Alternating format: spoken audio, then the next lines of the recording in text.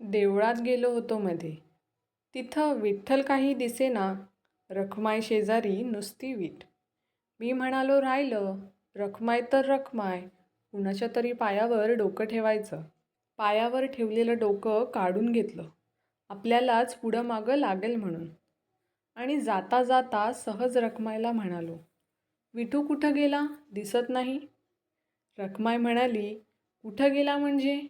उभा नाही का माझ्या उजव्या अंगाला?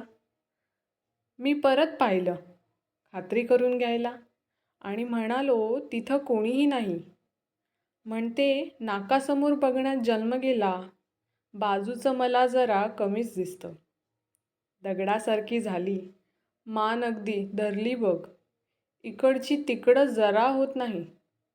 कधी येतो, कधी जातो, कुठं जातो, काय करतो, मला काही माहीत नाही.